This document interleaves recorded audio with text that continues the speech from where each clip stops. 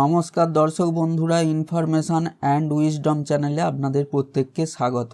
তো আমরা যেটা লক্ষ্য করলাম, গতকাল 31শে জানুয়ারি বুধবার ঝাড়খণ্ডের মুখ্যমন্ত্রী হেমন্ত সোরেনকে জমি দুর্নীতির মামলায় গ্রেপ্তার করল এনফোর্সমেন্ট ডিরেক্টরেট অর্থাৎ ইডি, এবং ঠিক তার 24 ঘন্টা পেরোতে না পেরোতেই আজকে অর্থাৎ বৃহস্পতিবার আমরা যেটা লক্ষ্য করলাম, অর্থাৎ বৃহস্পতিবার শান্তিপুরের একটি সরকারি পরিষেবা প্রদান কর্মসূচি থেকে মাননীয় মুখ্যমন্ত্রী মমতা বন্দ্যোপাধ্যায়, তৃণমূলের সুপ্রিমো, তিনি হুঁশিয়ারির সুরে কার্যত জানালেন যে তাকে জেলে ঢোকানো হলেও তিনি বিজেপি বিরোধী লড়াই থেকে 1 ইঞ্চিও সরবেন না।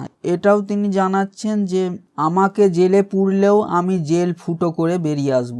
যদিও হেমন্ত সোরেন প্রসঙ্গ নিয়ে কোনো প্রশ্ন উত্থাপন করেননি মাননীয় মুখ্যমন্ত্রী মমতা বন্দ্যোপাধ্যায়। তো আমরা যেটা লক্ষ্য করলাম, আগেই জানালাম, ঝাড়খণ্ডের সদ্য প্রাক্তন মুখ্যমন্ত্রীকে জমি দুর্নীতি মামলায় অর্থাৎ হেমন্ত সোরেনকে গতকাল 31শে জানুয়ারি বুধবার গ্রেপ্তার করেছে ইডি, এনফোর্সমেন্ট ডিরেক্টরেট। মমতার এই বক্তব্যে অবশ্য প্রত্যাশিতভাবেই আমাদের রাজ্যের বিজেপির প্রধান মুখপাত্র শ্রমিক ভট্টাচার্য কার্যত খোঁচা দিয়েছেন। তার কথায় মমতা বন্দ্যোপাধ্যায় অপরাজেয়, কিন্তু তিনি আর তার দল এবং সরকারের বিসর্জন ঠেকাতে পারবেন না। সময় ঘনিয়ে এসেছে, সেই কারণেই হয়তো এই কথা বলতে চাইছেন উনি। যেটা বলছেন শ্রমিক ভট্টাচার্য, যে মাননীয় মুখ্যমন্ত্রী এই কারণেই এই কথা বলছেন। তো এরপরে আমরা দেখব যে নাম না করেও মাননীয় মুখ্যমন্ত্রী মমতা বন্দ্যোপাধ্যায় বিজেপির উদ্দেশ্যে আরও যে কথাগুলি বলেছেন, অর্থাৎ আমরা সব চোর আর আপনারা সাধু, সব চোরেদের জমিদার জোরদার, মানুষের টাকা লুট করে বড় বড় কথা, এরকম ধরনের মাননীয় মুখ্যমন্ত্রী অনেক কথাই বলেছেন। যেমন চোরের মায়ের বড় গলা, শূন্য কলসি বাজে বেশি। সেই সঙ্গে দলের কর্মীদের প্রসঙ্গেও শান্তিপুরের মঞ্চ থেকে মমতা বন্দ্যোপাধ্যায় বলে দেন, আমাদের ছেলেমেয়েরা কেউ চোর নয়, হাতের 5টা আঙুল সমান হয় না, তাই বলে হাত কেটে দিতে হবে। মমতার বক্তব্য, সামান্য ভগ্নাংশের কিছু লোক দুর্নীতিতে জড়িয়ে গিয়েছে, তাদের বিরুদ্ধে দলের তরফে ব্যবস্থাও নেওয়া হয়েছে, কিন্তু তা বলে গোটা তৃণমূলই চোরেদের দল তা কিন্তু নয়। কোনো রাজনৈতিক দল ধারাবাহিকভাবে ক্ষমতায় থাকলে কিছু বেনজল ঢোকে, রাজনীতির কারবারিদের অনেকেই একথা বলে থাকেন, যেটা মাননীয় মুখ্যমন্ত্রী মমতা বন্দ্যোপাধ্যায় বলতে চেয়েছেন। সিপিএম জমানাতেও 90-এর দশক থেকে এই আলোচনা ছিল বঙ্গ রাজনীতিতে। সম্ভবত তার রেস টেনেই বৃহস্পতিবার মমতা বন্দ্যোপাধ্যায় বলেন, সিপিএম থেকে কিছু লোক আমাদের দলে ঢুকেছিল, তারা বিভিন্ন অন্যায় করেছে। পাশাপাশি মাননীয় মুখ্যমন্ত্রী এটাও জানান যে কয়লা ও গরু পাচার নিয়ে বিএসএফ এবং বিজেপির বিরুদ্ধে পাল্টা অভিযোগ তোলেন মুখ্যমন্ত্রী মমতা। তিনি বলেন, গরু পাচার কয়লা পাচার যা হচ্ছে তাতে তৃণমূলেরই নাম করছে। গরু পাচার হচ্ছে সীমান্ত দিয়ে, ওখানে পাহারা দেয় বিএসএফ। কয়লা কে দেখে? সিআইএসএফ।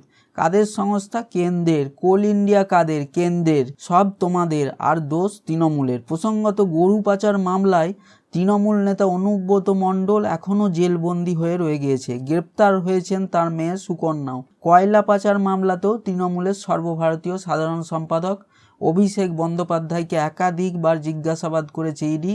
অভিষেকের স্ত্রী রুজিরা বন্দ্যোপাধ্যায় নারুলাকেও জিজ্ঞাসাবাদ করেছিল ওই কেন্দ্রীয় তদন্তকারী সংস্থা অর্থাৎ এনফোর্সমেন্ট ডিরেক্টরেট ইডি। তো মাননীয় মুখ্যমন্ত্রী এই কথাগুলোই কিন্তু বলতে চেয়েছেন শান্তিপুরের সরকারি যে অনুষ্ঠান থেকে, এই কথাগুলোই তৃণমূলের উদ্দেশ্যে বার্তা দিয়েছেন এবং তৃণমূল নেতাকর্মীদেরও বলেছেন। তো যেটা আমরা সাম্প্রতিক রাজনীতিতে লক্ষ্য করেছি, দেখুন, ঠিক বিরোধী যে রাজ্যগুলি আছে সেখানে কিন্তু দেখে দেখে আমাদের যে কেন্দ্রীয় সরকার, ভারতের কেন্দ্রীয় সরকার, মোদী সরকার, সেই রাজ্যগুলিতে, অর্থাৎ যেখানে বিজেপি ক্ষমতায় নেই, সেই বিরোধী রাজনৈতিক দল যে রাজ্যগুলি ক্ষমতায় আছে সেখানে ঠিক তিনি তদন্তভার চাপিয়ে দিচ্ছেন। তা বলে কি এটাও আমরা বলতে পারি না যে আমাদের কেন্দ্রীয় সরকারেরও মধ্যে দুর্নীতি নেই? দুর্নীতি তো আমরা প্রচুর পরিমাণে আমরা নিজেরা, অর্থাৎ আমাদের দর্শকরাও লক্ষ্য করতে পারছেন, বা আমরা বিভিন্ন নিউজ পেপার মিডিয়া থেকেও জানতে পারি। বিভিন্ন ধরনের দুর্নীতি তো হয়েই থাকে। যেমন আমরা এগুলো বলতেই পারি যে মোদী সরকারের প্রতিশ্রুতি যে 15 লাখ টাকা করে অ্যাকাউন্টে, প্রত্যেক সাধারণ জনগণের অ্যাকাউন্টে 15 লাখ টাকা করে চলে আসবে, তো আজ পর্যন্ত আমরা তো, আপনারাও কেউ দেখতে পেয়েছেন? হলে জানাবেন কমেন্ট করে। আমরা তো কেউ দেখতে পাইনি, আমি অন্তত দেখতে পাইনি, কথা বলতে পারি আপনাদেরকে। এরপরে আপনি দেখুন গ্যাসের দাম কি হারে, সাধারণ মানুষের যেটা রান্নাঘরের জিনিস, নিত্য প্রয়োজনীয় জিনিস, গ্যাসের দাম কি হারে বেড়ে গিয়েছিল। যেহেতু লোকসভা ভোট এসে গিয়েছে সেহেতু 1200 টাকার গ্যাস এখন 950 টাকায় কোনো রকমে আমাদের ভারত সরকার দিচ্ছে। এগুলো দিয়ে কি সাধারণ জনমানুষের, ভারতবাসীর কোনো লাভ হবে? যেখানে তরুণ প্রজন্মের কোনো চাকরি নেই, বেকারত্বের, যেখানে 2.5 কোটি করে বছরে বেকারকে চাকরি দেওয়ার কথা ঘোষণা করেছিলেন মোদী সরকার, সেখানে কিন্তু আমরা দেখতে পেলাম না যে কজনের চাকরি হলো। তো এইভাবে দেখতে গেলে, এবং আমরা আরও বলতে পারি, দেখুন আজকে যে অন্তর্বর্তী বাজেট ঘোষণা হলো কেন্দ্র থেকে, সেই বাজেটেও কিন্তু আমরা বিরাট কিছু দেখতে পেলাম না। ওই কিছু আশাকর্মীর কিছু লাভবান হবে এরকম কিছু খবর আমরা দেখলাম। তো এইভাবে দেশের আপামর জনসাধারণের কতটা ভালো হবে, কত বেকারত্বের সমাধান হবে, সাধারণ মানুষের নিত্য প্রয়োজনীয় জিনিসের দ্রব্যমূল্য কতটা হারে কমবে, সেইগুলো তো জানানো দরকার, অর্থাৎ জনগণকে। তবেই তো সরকার জনগণের প্রতি যে দায়িত্বের, অর্থাৎ পুরো দেশের সরকারের যে দায়িত্ব থাকে, সেই দায়িত্ব তো আমরা লক্ষ্য করতে পারলাম না। আমরা দেখলাম রাম মন্দির হলো একটি ধর্মীয় অনুষ্ঠান, যেটা সরকারের সঙ্গে কোনো যোগসূত্রই থাকে না। সরকার ধর্মীয় অনুষ্ঠান পুরোপুরি আলাদা, এবং জিনিসপত্রের দ্রব্যমূল্য তো দিনে দিনে বেড়েই চলেছে, কমার কোনো লক্ষ্য আমরা দেখতে পাচ্ছি না। তো এই সব জিনিসগুলো নিয়ে আমরা দেখছি, সেখানে কেবল বিরোধী রাজ্যগুলোতেই কিন্তু উপরে আঘাত হানা হচ্ছে, অর্থাৎ প্রত্যেকটা বিরোধী রাজ্যের ওপর তদন্ত চাপিয়ে দেওয়া হচ্ছে।